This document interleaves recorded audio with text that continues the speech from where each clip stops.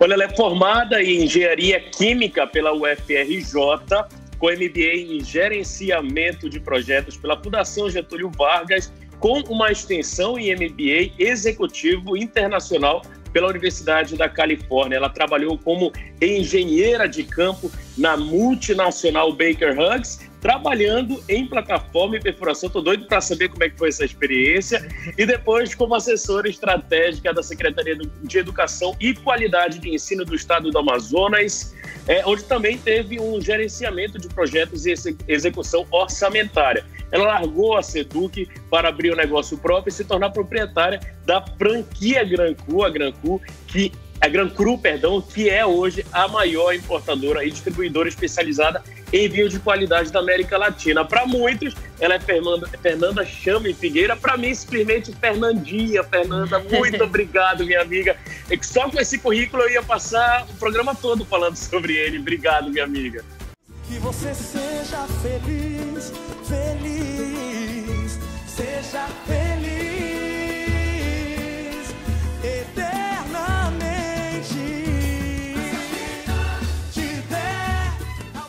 Obrigada a você pelo convite, estou super feliz de estar aqui nesse teu novo projeto e participando aí das meninas do Álvaro. Ai, que lindo, né? Eu não podia deixar de te convidar e fico muito feliz de você ter aceito o convite, porque esse projeto traz mulheres ou meninas ou jovens que fizeram e fazem parte da minha vida, porque eu tenho muita admiração. E você é uma delas, viu? Obrigada. Você sabe que a admiração é recíproca, né? De verdade, eu acho que é fundamental, não só para se restabelecer uma boa relação, mas para se cultivar e olhar alguém e falar assim, poxa, essa pessoa é uma referência. A primeira pergunta que eu te faço é, que pessoas referências que você teve na sua vida para construir não só o teu caráter e personalidade, que é muito forte, mas também para abraçar o teu lado empreendedor, a quem você enxerga, assim? Acho que, com certeza, em primeiro lugar, a minha mãe, né? Que é uma pessoa com os valores muito definidos, assim, somos uma família árabe, o meu avô também é alguém sempre muito rígido e muito correto no que tange honestidade, caráter, e aí a minha mãe, que também tem essa veia empreendedora, então acho que certamente a minha mãe é uma grande inspiração aí como mulher, como profissional, enfim, como mãe, como tudo, ela é incrível. Que legal. Você vem de uma família empreendedora, carioca, hoje mora em Manaus. Como é que é ter feito parte, fazer parte, acima de tudo, de uma família que trabalhou com negócios ao longo de tanto tempo? Olha, eu acho que, para mim, assim, eu tinha uma rotina muito parecida com crianças que cresceram em casas de famílias que os pais trabalham sempre. Então, apesar da minha mãe ser dona do próprio negócio, a minha mãe trabalha muito, sempre trabalhou. Então, de alguma forma, esteve longe. O meu padrasto, né, que é meu pai, também sempre trabalhou. Então, assim, era uma casa muito normal. Todo dia eles saíam cedo para trabalhar e a gente tinha eles à noite só. Como acho que as famílias brasileiras funcionam para os pais que trabalham, né? Como muito, né? Você sabe que uma pesquisa recente demonstra que pais de grandes cidades, como Rio de Janeiro, São Paulo e hoje Manaus, chegam a ficar somente 40 minutos por dia com seus filhos. É pouco demais, né? Tempo de qualidade, pelo menos. Exatamente. E aí você vem do Rio, vem para Manaus, sai do Rio, vem para Manaus. Teve choque cultural? Você sentiu algo nesse sentido, Fernandinha? Eu achei, bem diferente, né? Eu acho que são cidades com ritmos diferentes. E era um pouco exatamente o que eu queria buscar naquele momento, assim. O Rio de Janeiro, muita agitação, muita confusão, muito engarrafamento, um pouco daquela loucura que a gente vivia. Eu estudava na UFRJ, enfim, muitas horas no trânsito, e a vinda para cá trouxe uma vida um pouco mais tranquila, um pouco mais dessa qualidade de vida de conseguir morar mais perto do trabalho, conseguir, sei lá, voltar para casa para almoçar, tomar um café com amigos. São coisas que o carioca não faz, assim, no dia a dia, na rotina de trabalho, é muito difícil você conseguir marcar de tomar um café com um amigo seu no meio da tarde. Então, assim, no começo foi um pouco estranho, mas eu acho que era onde eu estava mirando, era onde eu queria chegar, então a satisfação foi maior do que o estranhamento. Que legal. E aí você se forma em 2010 pela UFRJ em Engenharia Química. Primeiro, como é que chegou à conclusão desse curso? Um curso que, no geral, eu tenho falado com algumas amigas que são engenheiras, é um curso que você tem uma vivência com mais homens, o próprio mercado de trabalho. Vamos falar inicialmente como é que foi a decisão por engenharia. Assim, na verdade, a área de exatas sempre esteve assim na veia, sempre foi muito fácil para mim. Então, eu sempre soube que eu ia tender para alguma área nesse sentido. Cheguei a pensar em economia, mas a engenharia me pareceu um processo mais amplo, mais abrangente, que me desse depois mais oportunidades. Eu acho que a gente é muito novo naquele momento para saber exatamente o que você quer como carreira a longo prazo, né? E a engenharia tornava esse processo mais amplo e me dava mais possibilidades para depois, numa especialização, eventualmente, focar em algo que eu gostasse mais. Que legal. E aí você sai da universidade, a experiência na universidade, aí eu volto ao tema que eu falei ainda há pouco, né?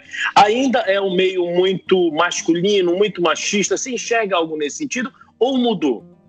Olha, eu acho que algumas engenharias, dependendo da área, de fato, elas são muito masculinas.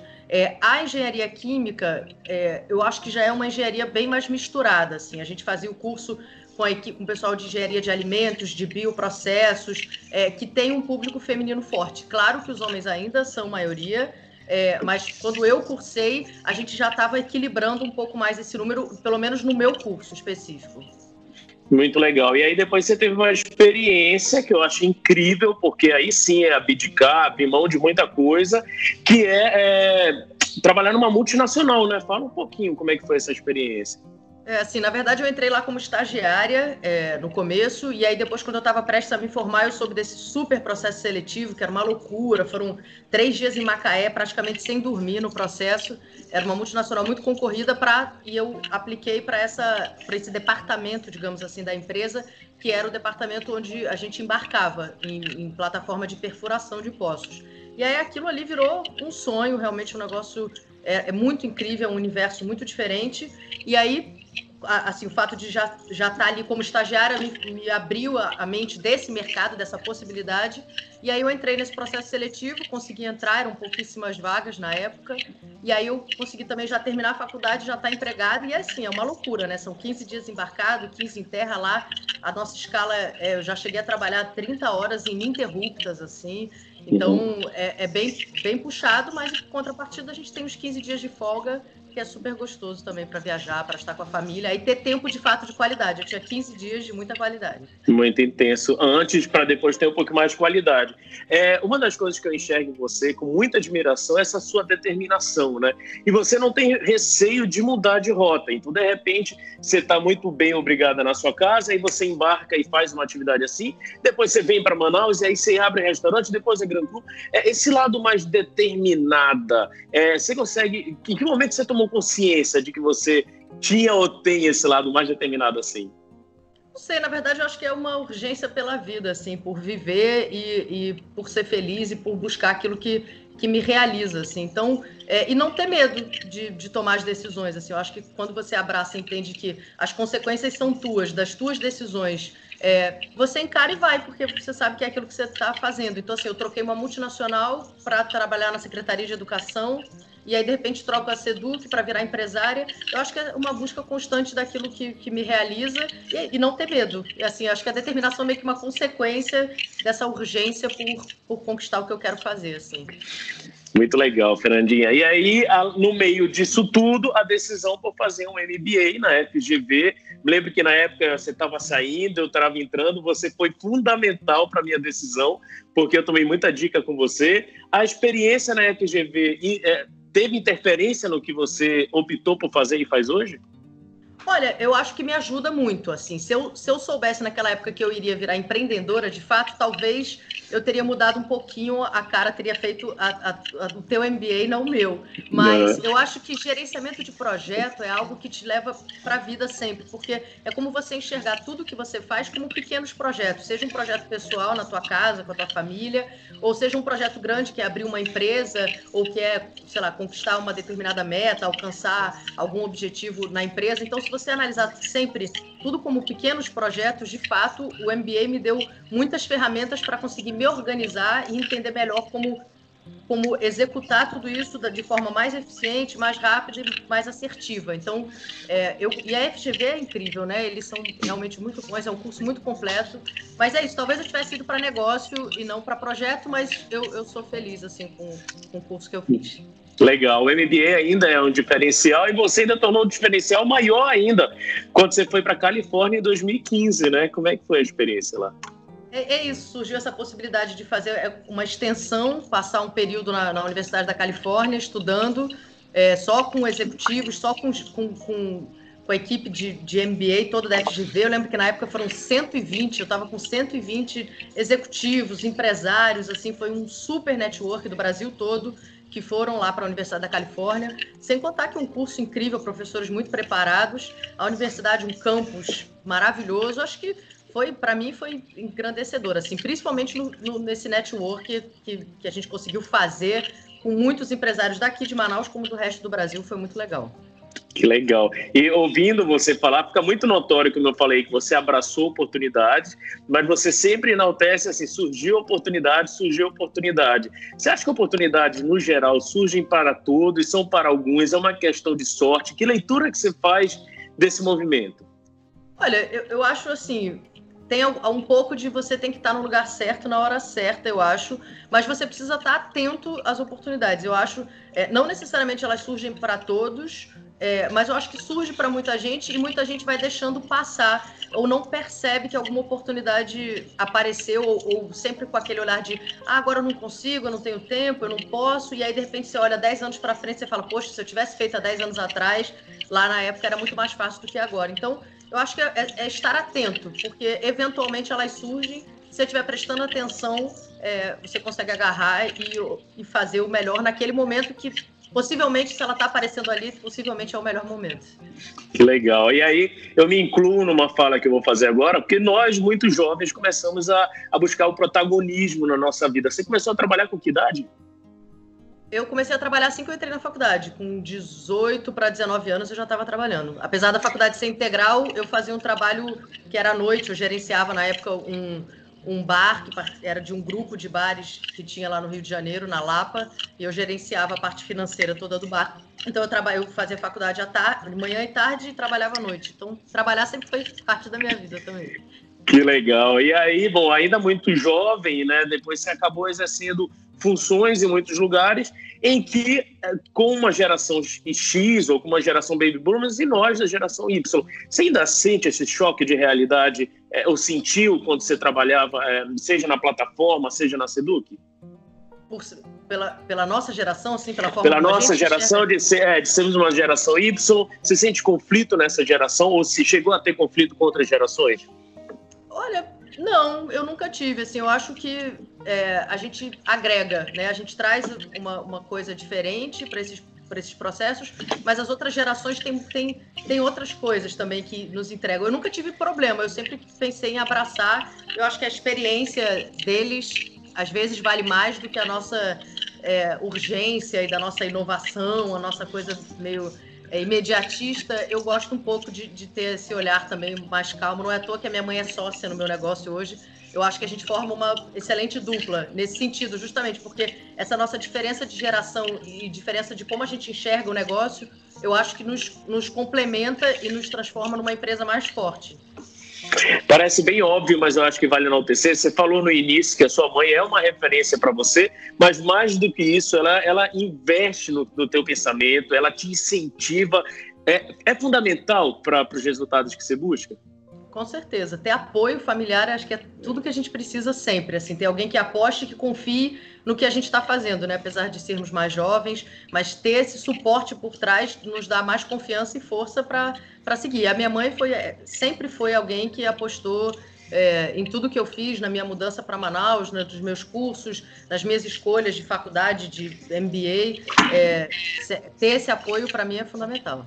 Você sabe que as meninas que eu tenho, as meninas no bom sentido, né, que eu tenho batido esse papo, têm tido algo muito em comum. Primeiro que é a liberdade para que o protagonismo possa existir, seja uma liberdade da família ou no trabalho, e esse incentivo que eu comentei ainda há pouco. Então, ou é da família, ou é do amigo, ou é do companheiro, ter um incentivo é fundamental. E aí, você abre a Gran Cru, que é essa loja espetacular, especializada em vinhos. Primeira pergunta, era algo que você já gostava? Vinho já fazia parte da tua vida, né? Exatamente. O vinho entrou na minha vida com o meu pai, na verdade, meu padrasto, pai, né? que sempre foi alguém que gostou muito de vinho e me apresentou vinho muito cedo. Então a gente tinha umas brincadeiras em casa de degustar, de conhecer, de aproveitar, mas era uma brincadeira. E aí, de repente, quando eu já estava aqui em Manaus, quando surgiu a oportunidade de abrir a Gran Cru, eu soube que a Gran Cru tinha interesse em fazer uma expansão aqui para o norte, e na época eu já morava aqui, eu falei, pronto, é isso, é algo que já era parte, eu já fazia parte da Associação Brasileira de Sommelier no Rio de Janeiro, na época, já fazia curso, mas nunca tinha pensado como negócio. E, de repente, é isso, a oportunidade surgiu, caiu, e eu e a minha mãe embarcamos nessa, e em 2015, final de 2015, a gente abriu a loja. Que legal. E vinho deixou de ser algo tão para um nicho tão diferenciado. Hoje se ouve colunas sobre vinho na rádio, né? Como é que você faz assim para degustar vinho e tal? E aí você fez um curso. Eu queria que você falasse um pouquinho para a gente, que muita gente não conhece. Eu bem de verdade não conheço como seria um curso. Dá detalhes como é que ocorre uma degustação, um estudo do vinho no geral. Olha, são várias etapas e vários focos, assim, né? Eu acho que o vinho, ele tem toda aquela tradição, todo aquele mise en place, né? Mas o vinho tem se tornado muito acessível, muito fácil. Eu brinco lá na loja que vinho bom é o vinho que a gente gosta. Não tem mais essas diferenças, assim. Então, eu acho que o processo de degustação, o ideal é que ele seja... Para quem não está tão acostumado, que ele esteja junto sempre de uma refeição, do almoço, de um jantar, eu acho que pode ser mais fácil. E aí entender algumas particularidades dessa harmonização, digamos assim, vinhos mais encorpados e vinhos menos encorpados de acordo com a comida que você está comendo. E aí você, quando começa a fazer isso, essa brincadeira, você vai percebendo o quanto o vinho melhora a tua comida e o quanto a comida melhora o vinho. E aí você entra num loop que é positivo, assim, né? Numa roda que te gera... assim, cada vez mais prazer naquilo que você está fazendo e nessas brincadeiras de você ir provando. Então, eu acho que começar a degustar vinho sempre acompanhado de algum alimento, eu acho uma forma bacana de acostumar um pouco o paladar e abrindo o paladar para conhecer essas diferenças. E aí depois, óbvio, fazer o vinho como tomar uma tacinha à noite, que é algo que faz super bem, que acalma. E aí depois eu acho que você vai expandindo, porque é um universo infinito de informações, realmente. É infinito e super abundante. Aí eu vou em busca de uma dica com você, né? Aqui em Portugal, você entra no supermercado, você tem muitas opções de vinho, e conversando com o povo português ou com pessoas que vieram aqui, a dica é, pega um vinho que seja um vinho do seu paladar, mas vai experimentando. Experimenta os vinhos baratos. A gente ainda tem um preconceito com relação a valores de vinho. E a minha pergunta vinho barato, existe alguma relação com o fato de ele vir dar dor de cabeça no outro dia, ou é a quantidade que vai definir isso? A quantidade certamente que vai definir. O vinho barato é porque ele é um vinho possivelmente menos trabalhado, né? Normalmente os vinhos baratos são vinhos que ele tem menos custo de produção. Então é um vinho que normalmente, né? Claro, tem sempre exceções, mas são vinhos que não fazem estágio em barril de carvalho, ou seja, eles não envelhecem na vinícola, porque a vinícola precisa de espaço, precisa dos barris. Esse custo, você ter um vinho que passa 12 meses em barril para ele daí ser engarrafado e começar a circular, existe um custo nela. Ele fez a produção e ele demora quase 2, 3 anos para jogar ela no mercado. Então tudo isso vai agregando, se são as uvas mais selecionadas da vinícola, esse tipo de coisa. Então, na verdade, não tem a ver um vinho que vai te gerar dor de cabeça ou porque é um vinho pior, de baixa qualidade. É porque é um vinho que teve o menor custo de produção por essas estratégias. É um vinho mais rápido e é um vinho para ser consumido mais rápido também. É um vinho que rápido ele fez a colheita, fez a produção, ele engarrafou e ele sai para o mercado rápido e em volumes maiores. São vinhos que têm menos esse trabalho mais delicado, que vai agregando valor, como qualquer processo, né? Custo processual. Não tem nada a ver com qualidade, necessariamente. Bom saber, porque eu pego os vinhos de 2, 3 euros, eu fico um pouco na dúvida se tem qualidade atrás dele. E tem, porque o paladar é muito bom e até agora não veio a dor de cabeça. Talvez que a quantidade está moderada. Talvez seja isso. E beber bastante água ajuda também. Água, boa dica. Bom, você, empresária, no meio desse turbilhão de emoções que todos nós estamos passando por conta do coronavírus, da Covid, como é que você enxerga hoje todo esse movimento para um lado empresarial? Olha, eu acho que é um momento delicado para todos os empresários, certamente. A gente a gente tem algumas premissas, assim, eu acho que cada empresário está olhando o teu negócio da forma que pode, isso, tentar manter o emprego, ou tentar manter o máximo de pessoas ali rodando e manter a empresa aberta é um desafio. A gente tem cargas tributárias muito altas, né, de folha, de tudo. Só que eu acho assim, cada segmento precisa tentar entender aonde tem isso, uma oportunidade aí dentro. Eu concordo que, por exemplo, restaurantes, lanchonetes, empresas assim, estão com mais dificuldade realmente de manter funcionando. No meu caso específico, a gente abriu o delivery e abraçou essa causa, a gente teve meio que se reinventar nesse processo, se adaptar, e está funcionando. É claro que a gente teve uma perda de faturamento, mas funciona e mantém esses empregos ativos, essas pessoas trabalhando, que para mim é algo muito importante. Mas é isso, tem que se reinventar, não adianta. Todo mundo teve que repensar, né? Essa palavra é fundamental, né? Na crise de 2016, ela foi fundamental e dá uma oportunidade de crescimento. Eu tenho uma sensação de que ninguém está salvo, nem o pequeno empreendedor, ele tem uma grande possibilidade de crescer, nem o grande empreendedor. Acho que não tem uma matemática exata ainda, não há uma certeza de que todos vão sofrer com isso. E uma curiosidade é que uma pesquisa recente demonstrou que com o isolamento social, o consumo de álcool cresceu. No seu caso, o consumo de vinho também deu continuidade a esse crescimento ou seria específico da cerveja? Não, para mim o vinho, assim, a minha empresa mais ou menos, fazendo uma abordagem rápida, ela é dividida em 3 segmentos. Eu faço uma venda de loja, balcão, né, para pessoa física. Eu tenho um wine bar, que está fechado. E eu faço venda também como distribuição para restaurante, que também está zerado. Então, dos meus 3 módulos, eu tenho 2 que estão com faturamento zerado. Que, óbvio, isso gera um impacto para mim. Mas a venda pessoa física, que é a que eu chamo de venda balcão, teve um crescimento nesses últimos 30 dias de pandemia de 60%. Entendi. Opa, tocou aqui, fechou. Entendi sim. Fernandinha, eu tenho conversado com as minhas meninas do Álvaro e a gente sempre termina com um ponto comum, né? Eu imagino a gente vendo esse vídeo daqui a 10 anos e a minha pergunta é, como é que você acha que vai estar Fernanda, Gran Cru, Mercado, Brasil, Amazonas? O que você acha que a gente vai ter daqui a 10 anos? Olha, é uma pergunta difícil essa, né?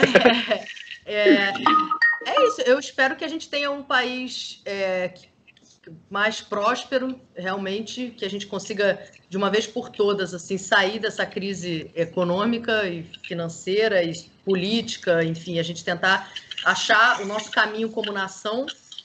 E, para mim, eu espero seguir empresária, seguir com a Gran Cru aberta e maior do que ela é hoje. E acho que é isso. Acho que a gente sempre espera positivo, né? A gente espera prosperar e que sejam 10 anos melhores do que os últimos 10 que a gente teve para trás. Que legal, minha amiga. Muito obrigado por você ter aceito o convite. Eu acho que o bate-papo teve o objetivo de levar um pouco da tua história, esse lado empreendedor, lado comunicadora que você faz muito bem, com muita clareza e com muita competência. Eu tenho certeza que onde você estiver daqui a 10 anos, você vai estar muito bem. Eu te amo muito, muito obrigado, viu? Eu também, muito obrigada a você pelo convite. Adorei participar desse bate-papo e obrigada, beijos aí em todo mundo em Portugal. Pode deixar. Beijo, amor. Obrigado. Beijo. Tchau.